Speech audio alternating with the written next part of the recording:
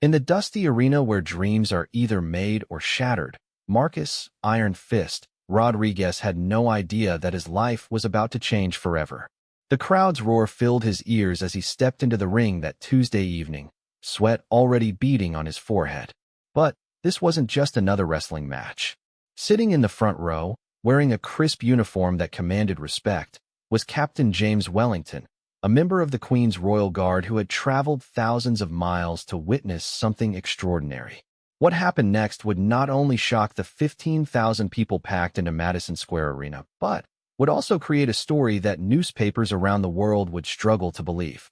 A story of honor, tradition, unexpected friendship, and a challenge that would test the very limits of human strength and character.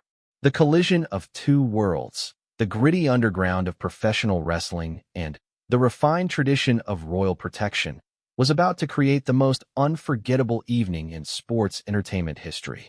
And it all started with 5 simple words that Captain Wellington would later whisper to Marcus after the match.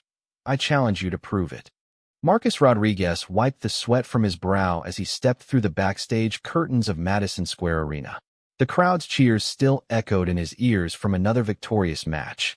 At 28 years old, Marcus had built a reputation as one of the most formidable wrestlers in the underground circuit.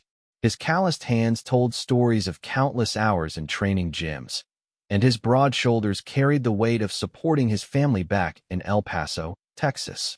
The arena buzzing with post-match energy felt like home to Marcus. He had grown up in the rough neighborhoods where fighting wasn't just entertainment, but often a matter of survival. Wrestling had given him a way out, a chance to channel his natural strength and determination into something that could provide for his younger sister Maria and their aging mother Carmen. Every match was more than just a performance. It was his livelihood and his family's future. As Marcus made his way toward the locker room, he noticed an unusual figure standing near the employee entrance. The man was tall and impeccably dressed in what appeared to be a military uniform, but not like any Marcus had seen before. The deep blue fabric was adorned with gold braiding and polished buttons that caught the arena lights. The stranger's posture was rigid, professional, and commanded immediate respect. Captain James Wellington had served in the Queen's Royal Guard for 12 years. His journey to this American wrestling arena was anything but typical for someone in his position. At 35 years old, James had dedicated his life to protecting the British monarchy, undergoing rigorous training that combined traditional ceremonial duties with modern security protocols. His presence in New York City was officially part of a cultural exchange program. But personally, he had come seeking something that had been missing from his structured military life. James had grown up reading stories about American wrestlers and had always been fascinated by the raw athleticism and showmanship of the sport. Unlike the regulated combat sports he had trained in, wrestling seemed to blend physical prowess with theatrical performance in a way that intrigued him. When his duties brought him to the United States, he had made it a personal mission to attend a live wrestling event. Marcus noticed the uniformed man approaching and instinctively straightened his posture. There was something about the stranger's bearing that demanded respect, even in the chaotic environment of a wrestling venue. "Excuse me," James said, his British accent immediately distinguishing him from everyone else in the arena. "Are you Marcus Rodriguez?" Marcus nodded, extending a hand in greeting. "That's me. And you are?" "Captain James Wellington, Her Majesty's Royal Guard," James replied, accepting the handshake. Marcus was immediately struck by the firmness of the grip and the calluses on James's palms. This wasn't just a ceremonial soldier. This man had seen real training and discipline. "Royal Guard? What brings someone like you to a place like this?" Marcus asked, genuinely curious about the unlikely encounter. James smiled slightly, a rare break from his usually serious demeanor. "I've always been interested in different forms of combat and physical training. Your reputation precedes you, Mr. Rodriguez. I've been following your career for several months now." The conversation was interrupted by Tony Castellanos, the arena's promoter, who had spotted the unusual interaction. Tony was a short, energetic man in his 50s who had been involved in wrestling promotion for over 20 years. He approached with the enthusiasm of someone who sensed an opportunity for publicity. "Marcus, who's your new friend?" Tony asked, his eyes immediately drawn to James's impressive uniform. After introductions were made, Tony's promotional instincts kicked into high gear. "Captain, would you be interested in making an appearance in the ring? Our crowd would love to meet someone from the Royal Guard." James considered the offer carefully. His training had taught him to be cautious about public appearances, but something about the honest atmosphere of the wrestling world appealed to him. "I suppose a brief appearance wouldn't hurt." What happened next surprised everyone, including Marcus. As James was introduced to the crowd, the arena erupted in respectful applause. The sight of a genuine Royal Guard member in their midst created an electric atmosphere that none of them had experienced before. James walked to the center of the ring with the same measured precision he used during ceremonial duties at Buckingham Palace. The announcer, Mike Thompson, took the microphone and addressed the crowd. "Ladies and gentlemen, we have the honor of being joined tonight by Captain James Wellington of Her Majesty's Royal Guard, visiting us all the way from London, England." The crowd's response was overwhelmingly positive. Americans had always held a fascination with British royalty and military tradition, and seeing a real Royal Guard member in person was a rare treat. James acknowledged the applause with a formal nod, maintaining his professional composure despite the unusual setting. Marcus watched from ringside, impressed by how naturally James commanded the crowd's attention without even trying. There was an authority about the man that transcended his uniform, something that spoke to years of discipline and training that went far beyond what Marcus had experienced in his wrestling career. After James left the ring, he and Marcus found themselves talking in the quieter backstage area. The conversation revealed that despite their vastly different backgrounds, they shared common ground in their dedication to physical excellence and their commitment to supporting their families through their respective careers. "Your training regimen must be quite different from mine," Marcus said, genuinely interested in learning about James's background. James nodded thoughtfully. "The Royal Guard training is comprehensive. We study everything from traditional ceremonial procedures to modern combat techniques. Physical fitness is just one component, but it's crucial. We must be prepared for any situation while maintaining the dignity and tradition of our position." Marcus found himself increasingly intrigued by James's approach to training and discipline. "What's the toughest part of your job?" "The mental discipline required is perhaps more challenging than the physical demands," James replied. "We must be constantly alert while appearing calm and composed. It's a balance that requires years to master." As their conversation continued, both men began to realize that despite their different worlds, they shared a deep respect for dedication, training, and the pursuit of excellence. Marcus's journey from the tough streets of El Paso to wrestling success paralleled James's rise through the ranks of the Royal Guard in its demand for sacrifice and commitment. The arena was beginning to empty as the evening's events concluded, but neither man seemed ready to end their conversation. They had discovered a mutual respect that transcended their different backgrounds and cultures. Tony Castellanos, ever the promoter, couldn't help but overhear portions of their discussion. His mind was already working on possibilities for future events that might capitalize on this unique friendship. The image of a Royal Guard member and an American wrestler sharing mutual respect had all the ingredients for compelling storytelling. As the night drew to a close, James surprised Marcus with an invitation. "I'll be in New York for another week. Would you be interested in showing me some of your training techniques? I'm always looking to learn new approaches to physical conditioning." Marcus was honored by the request. "I'd be happy to. My gym isn't fancy, but it gets the job done. You might find our methods a bit different from what you're used to." "Different is exactly what I'm looking for," James replied with a smile. They exchanged contact information and made plans to meet at Marcus's training facility the following afternoon. As they parted ways, neither man realized that this chance meeting would soon lead to an event that would capture international attention and challenge both of their assumptions about strength, honor, and what it truly means to be a warrior. The seeds of something extraordinary had been planted in that brief backstage encounter. Two men from completely different worlds had found common ground in their shared respect for discipline and excellence. What would grow from that first meeting would soon test both of their characters in ways neither could have imagined. As Marcus drove home through the late-night New York traffic, he couldn't stop thinking about the Royal Guard captain's poise and evident strength. There was something about James Wellington that commanded respect, and Marcus found himself looking forward to their training session with an anticipation he hadn't felt in years. Meanwhile, James returned to his hotel with similar thoughts. The genuine warmth and evident skill of Marcus Rodriguez had impressed him in ways he hadn't expected.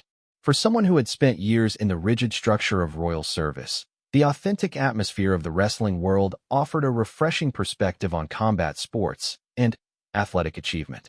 Neither man knew that their newfound friendship was about to face a test that would challenge everything they thought they knew about strength, honor, and the meaning of true competition.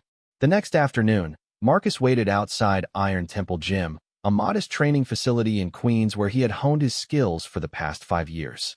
The building's exterior didn't impress anyone with its weathered brick walls and simple metal door, but inside lay some of the most challenging training equipment Marcus had ever encountered. He checked his watch nervously, wondering if Captain Wellington would actually show up. At precisely 2 o'clock, a black sedan pulled up to the curb. James Wellington stepped out, having traded his formal uniform for simple athletic wear, though even in casual clothes, his military bearing was unmistakable.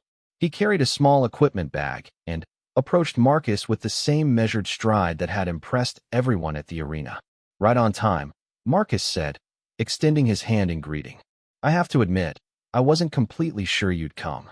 James smiled as they shook hands. "When I commit to something, I follow through.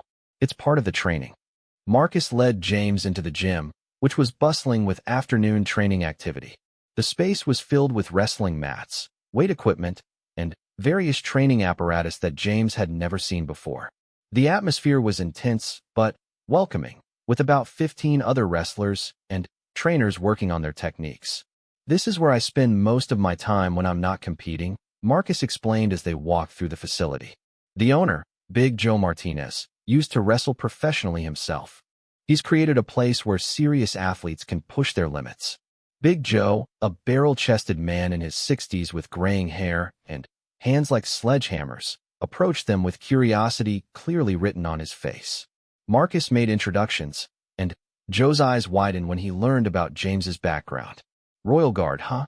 Joe said, sizing James up with the practiced eye of someone who had trained fighters for decades. "That's some serious training. What kind of physical conditioning do they put you through?" James appreciated the direct question. "Our training combines traditional military discipline with modern fitness techniques. We focus on endurance, strength, flexibility, and mental toughness. The ceremonial aspects require us to remain motionless for hours while staying completely alert. Hours without moving. That's a different kind of strength than what we work on here," Joe mused. "Most of our guys train for explosive power and quick reactions." As James observed the training activities around him, he was struck by the intensity and focus of the wrestlers. Their approach to physical conditioning was unlike anything he had experienced in his military training. Where Royal Guard exercises emphasized control and precision, the wrestling training seemed to celebrate raw power and aggressive technique. Marcus led James to a section of mats where they could work without interfering with other training sessions. "I thought we'd start with some basic conditioning exercises, then move into some wrestling fundamentals if you're interested." James nodded eagerly. Despite his years of rigorous training, he was genuinely curious about how his physical abilities would translate to this completely different environment. They began with warm-up exercises that both men were familiar with, including push-ups, sit-ups, and basic stretching. James immediately impressed Marcus and several nearby trainers with his form and endurance. His movements were precise and controlled, reflecting years of disciplined practice. "Your form is excellent," Marcus commented as they moved through the exercises. "How often do you train?" "Daily physical training is mandatory," James replied without showing any signs of fatigue despite their intensive warm-up. "We also have specialized training several times per week depending on our current assignments." As they progressed to more wrestling-specific exercises, James's lack of experience with the sport became apparent, but his natural athleticism and quick learning ability impressed everyone watching. When Marcus demonstrated basic grappling techniques, James absorbed the instruction with the same focused attention he brought to his military training. "You're a natural at this," Marcus said after James successfully executed a takedown technique on his third attempt. Have you done any grappling or wrestling before? Some hand-to-hand combat training, but nothing like this, James replied, clearly enjoying the new challenge. The principles are similar, but the execution is quite different. Their training session attracted increasing attention from other gym members. Word spread quickly that a genuine Royal Guard member was training with Marcus Rodriguez, and several wrestlers paused their own workouts to observe the unusual pairing. Carlos Mendez, one of the gym's veteran trainers, approached Marcus during a water break. That guy's got some serious strength, Carlos whispered. I've been watching him, and his core stability is incredible. Marcus nodded in agreement. He's definitely not just for show. There's real power behind all that military polish. When they resumed training, Marcus decided to introduce more challenging exercises to test James's limits. They moved to strength training equipment that Marcus used for building the explosive power necessary for wrestling success. James approached each new challenge with the same methodical precision he brought to his Royal Guard duties. Whether it was heavy lifting, agility drills, or endurance exercises, he maintained perfect form while pushing himself to match Marcus's performance levels. In the Royal Guard, we have a saying, James explained during another rest period. Excellence in small things leads to excellence in great things. Every rep, every movement, every moment of training matters. Marcus found himself impressed not just by James's physical abilities, but by his attitude toward training. There was no ego, no complaints, just a quiet determination to excel at whatever challenge was presented. As their session continued, several other gym members began joining their exercises, creating an impromptu group training session.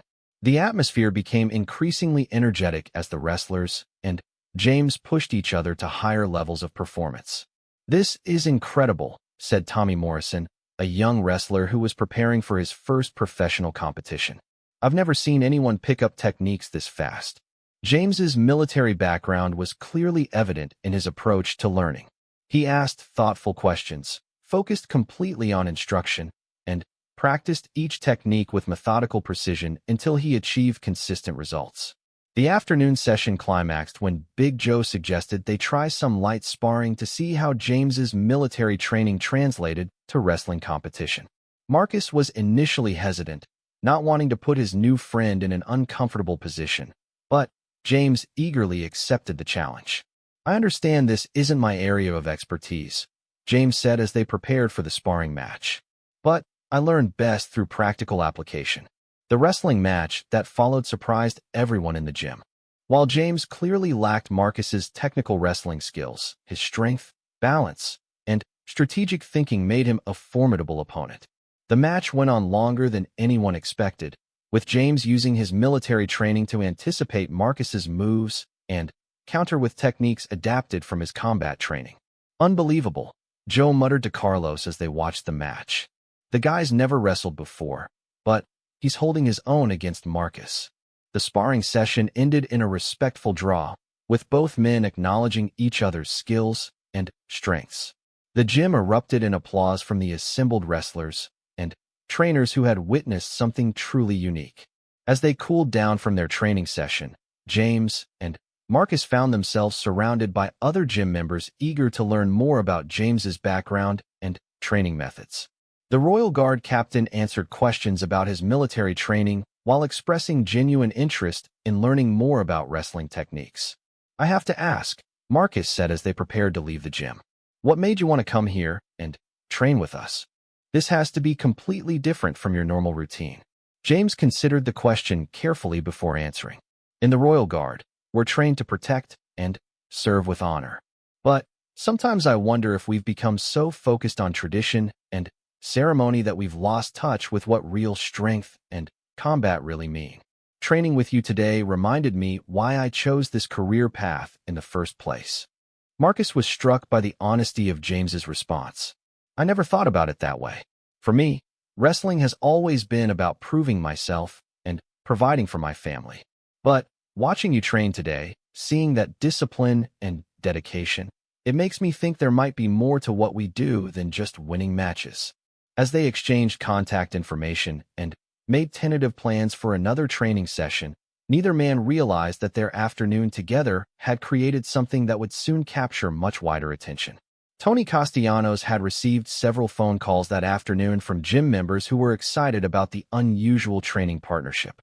The promoter's mind was already working on the possibilities that such a friendship might create for future wrestling events. The bond between Marcus and James had deepened considerably during their training session. They had found that despite their vastly different backgrounds, they shared fundamental values about dedication, honor, and the pursuit of excellence. As James returned to his hotel that evening, he found himself energized in a way he hadn't experienced in years. The raw, honest atmosphere of the wrestling gym had awakened something in him that years of ceremonial duties had nearly buried. Marcus drove home with similar feelings of inspiration. Training with someone who approached physical excellence with such methodical precision had given him new perspectives on his own preparation and goals. Neither man knew that their growing friendship was about to face a test that would challenge everything they thought they knew about competition, honor, and what it truly means to be a warrior. The stage was being set for something that would soon capture international attention and change both of their lives forever. 3 days after their memorable training session, Marcus received an unexpected phone call from Tony Castellanos. The promoter's voice carried an excitement that Marcus had rarely heard before, and it immediately put him on alert. "Marcus, you need to get down to my office right away," Tony said without preamble. "We've got a situation that could be the biggest opportunity of your career, but it's also completely insane." An hour later, Marcus sat across from Tony in the cramped office above the arena. The walls were covered with wrestling posters and photographs spanning Tony's decades in the promotion business.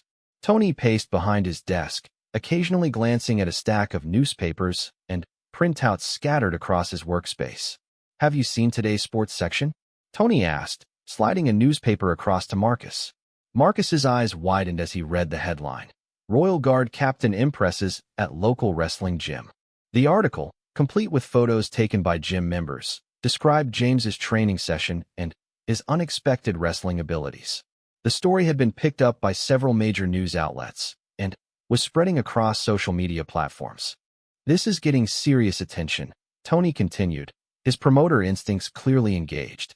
"I've had calls from sports reporters, television producers, and even some international media outlets.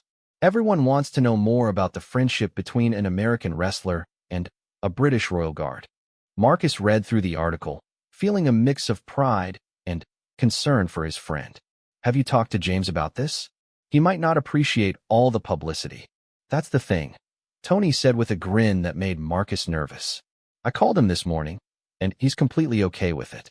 In fact, he seemed almost excited about the attention." Before Marcus could respond, Tony's phone rang. After a brief conversation, Tony hung up with barely contained enthusiasm. That was a producer from SportsCenter. "They want to do a feature story on you and Captain Wellington. This could be huge for your career, Marcus." Marcus felt torn between excitement and caution. While increased media attention could certainly help his wrestling career, he was concerned about dragging James into something that might affect his military position. "What exactly are you thinking, Tony?" Marcus asked, though he suspected he already knew where this conversation was heading. Tony leaned forward across his desk, his eyes bright with possibility. "Here's what I'm thinking. We organize a special exhibition match between you and Captain Wellington. Think about it, American wrestler versus British Royal Guard. The story writes itself." Marcus shook his head immediately. "Tony, James isn't a wrestler. He trained with me for one afternoon. Putting him in an actual match wouldn't be fair to either of us." "Hear me out," Tony persisted. "It wouldn't be a regular wrestling match. We could structure it as a demonstration of different fighting techniques, wrestling versus military combat training. Make it educational and entertaining without putting either of you at a disadvantage." Despite his reservations, Marcus found himself intrigued by the idea.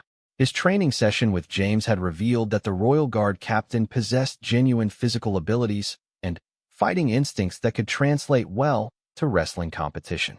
"Have you discussed this with James?" Marcus asked. "Not yet, but I wanted to talk to you first. What do you think?" Before Marcus could answer, his phone rang. The caller ID showed James's number. "Marcus, I hope I'm not interrupting anything important.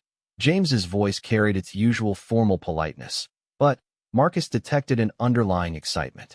I've been receiving quite a bit of attention since our training session made the news. I'm actually sitting with Tony right now talking about that exact situation, Marcus replied. How are you handling all the media interest? It's been surprisingly positive, James said. My superiors have been contacted by several news outlets, and they're actually supportive of the attention as long as it reflects well on the Royal Guard and British military traditions. Tony gestured frantically for Marcus to put the call on speaker, which Marcus did after getting James's permission. Captain Wellington, this is Tony Castellanos. We met briefly at the arena. I have a proposition that might interest you. Tony outlined his idea for an exhibition match, emphasizing the educational and cultural exchange aspects rather than presenting it as a competitive wrestling match. As he spoke, Marcus watched his friend's expression carefully, ready to intervene if Tony pushed too hard. When Tony finished his pitch, there was a long pause before James responded. That's quite an interesting proposal, Mr. Castellanos. Would this be presented as a legitimate sporting competition or more of a demonstration? We could structure it however you're most comfortable with, Tony replied quickly. The goal would be to showcase both American wrestling traditions and British military training in a respectful, entertaining format. James was quiet for another moment before surprising both Marcus and Tony with his response. I would be honored to participate in such an event, provided it's done with proper respect for both of our traditions. Marcus stared at the phone in surprise. James, are you sure about this? Wrestling in front of a crowd is completely different from training in the gym. I appreciate your concern, Marcus, but I've given this considerable thought since our training session, James replied. The Royal Guard represents centuries of British military tradition. If I can demonstrate that tradition while honoring your wrestling heritage, it could be beneficial for everyone involved. Tony's eyes lit up with enthusiasm. Captain, this could be incredible. We're talking about creating something completely unique in sports entertainment history.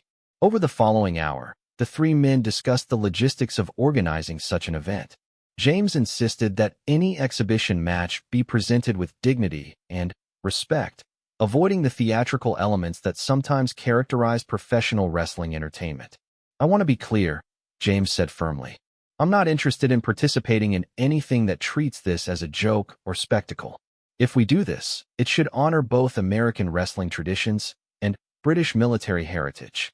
Marcus found himself increasingly impressed by James's thoughtful approach to the situation.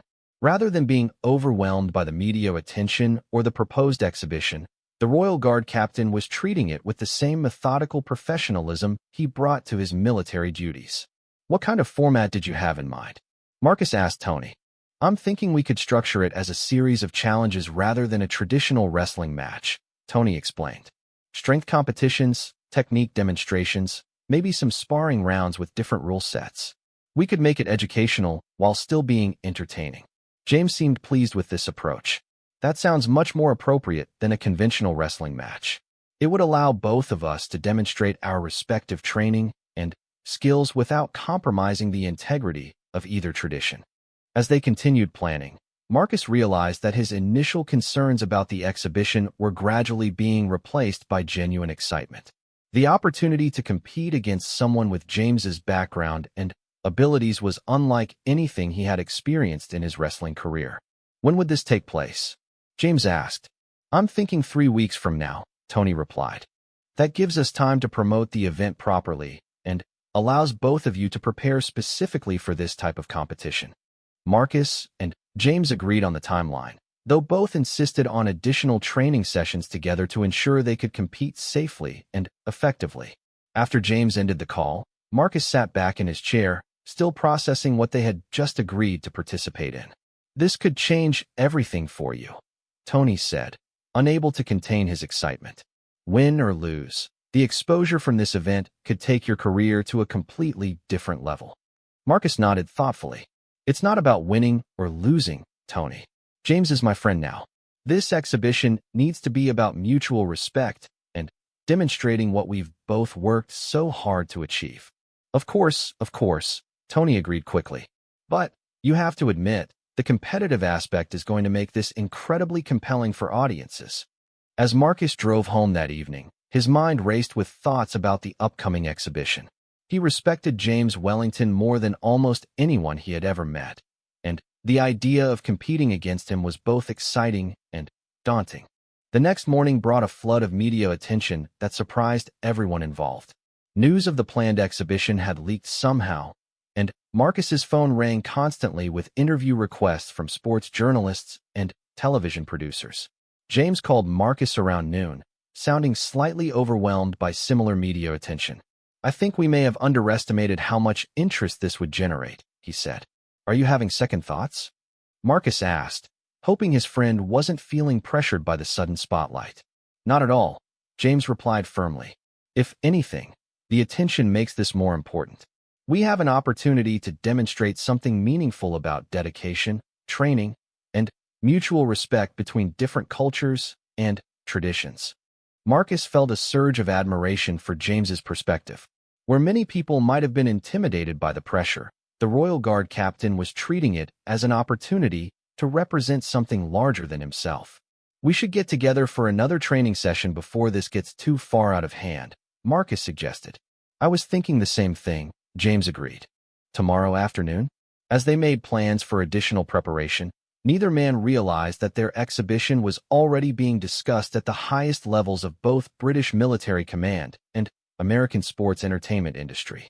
What had started as a friendship between two dedicated athletes was rapidly evolving into something that would capture international attention and challenge both of their assumptions about competition, honor, and what it truly means to represent one's heritage and training. The stage was being set for an event that would be remembered long after the final bell rang. The media frenzy surrounding the upcoming exhibition grew exponentially over the following week. What had started as local sports news had exploded into international headlines, with major networks from both sides of the Atlantic covering the story. Marcus found himself thrust into a spotlight he had never experienced, while James navigated the attention with the practiced composure of someone trained in public representation. The British Embassy in Washington had contacted James personally to discuss the event. Rather than expressing concern about his participation, they were enthusiastic about the positive attention it was bringing to British military traditions. Similarly, Marcus received a surprise call from the mayor of New York's office, expressing support for an event that was showcasing the city as a center of international cultural exchange. "I can't believe how big this has gotten," Marcus told James during their third joint training session at Iron Temple Gym. The facility had become a media destination, with reporters and camera crews regularly requesting access to document their preparation. James, who was adapting to wrestling techniques with remarkable speed, paused between grappling drills to wipe sweat from his forehead. "I've been involved in royal ceremonies that received less attention than this exhibition," he said with a slight smile. "Though I have to admit, the pressure is quite different when you're expected to actually perform rather than simply stand at attention." Their training sessions had evolved significantly since that first afternoon together. James's natural athleticism and military discipline had accelerated his wrestling education far beyond what anyone had expected. Meanwhile, Marcus had begun incorporating elements of James's military conditioning into his own preparation, finding that the Royal Guard training methods enhanced his strength and mental focus. Big Joe Martinez had become something of a celebrity himself, with wrestling magazines wanting to interview the gym owner who was training a Royal Guard member. "In 30 years of training fighters, I've never seen anything like this," Joe told a reporter from Sports Illustrated. "The captain's got the discipline of a monk and the strength of a bull. Marcus better not underestimate him." The exhibition had grown from Tony's original modest proposal into a major event. Madison Square Garden had agreed to host the competition, with ticket sales exceeding all projections. Television networks from multiple countries were negotiating broadcast rights, and the pay-per-view sales were already breaking records for a non-traditional wrestling event. "The pressure's getting to me a bit," Marcus admitted to James as they worked through strength training exercises that combined wrestling conditioning with Royal Guard fitness protocols. "I've never had this many people watching and expecting specific things from me." James nodded understandingly. "In the Royal Guard, we're taught that external pressure is just another form of resistance to overcome. The key is maintaining focus on your preparation and your purpose rather than worrying about expectations you can't control. Their friendship had deepened considerably through the intensive training period. What had begun as mutual respect between athletes had evolved into genuine admiration and understanding between two men who had dedicated their lives to excellence in very different fields. Marcus had learned about James's background growing up in rural Yorkshire, where his father had been a career military officer. The discipline and honor that characterized James's approach to everything came from generations of family military service and a personal commitment to representing something larger than himself. James had gained similar insight into Marcus's journey from poverty in El Paso to wrestling success in New York. The determination and work ethic that drove Marcus's training came from a deep desire to provide for his family and prove that someone from his background could achieve excellence through dedication and effort. "We're more alike than I initially realized," James observed during a break in their training. "Different backgrounds, different countries, but similar values about hard work and commitment to something beyond ourselves." The exhibition rules had been finalized after extensive consultation between Tony, wrestling officials, and military advisors. The competition would consist of 5 different challenges designed to test various aspects of strength, technique, and mental toughness while allowing both men to demonstrate their respective training backgrounds. The first challenge would be a traditional strength competition involving lifting and carrying exercises that both wrestlers and military personnel would find familiar. The second challenge would focus on grappling technique, with points awarded for successful takedowns and defensive moves. The third challenge would test endurance through a series of conditioning exercises performed against the clock. The fourth challenge had been James's suggestion, a demonstration of precision and mental focus through target-based exercises that would showcase the concentration skills required for Royal Guard duties. The final challenge would be a modified wrestling match with special rules that allowed both traditional wrestling techniques and adapted military combat moves. "I appreciate that you insisted on including the precision challenge," Marcus told James.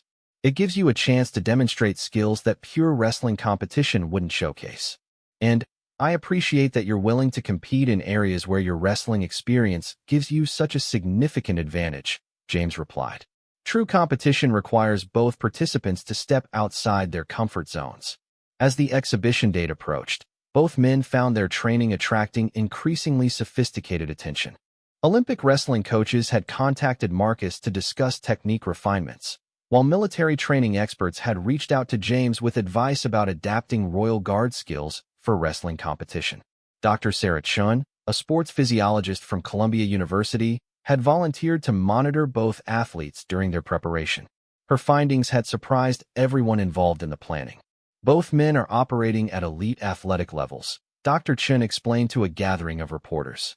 "Marcus obviously has the wrestling-specific conditioning, but James's military training has given him core strength and mental focus that's remarkable for someone new to the sport."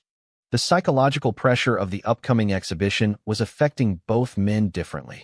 Marcus found himself training harder than ever before, driven by a desire to represent wrestling honorably against someone he genuinely respected. James approached the preparation with the same methodical precision he brought to his Royal Guard duties, treating each training session as essential preparation for fulfilling his duty to represent British military traditions. "I've never been more nervous about a competition," Marcus confessed to his sister Maria during one of their regular phone conversations. "It's not just about me anymore. I feel like I'm representing all the wrestlers who've ever worked to perfect their craft." Maria, who had been following the media coverage closely, offered perspective that surprised her brother. "Maybe that's exactly what makes this special, Marcus. You're not just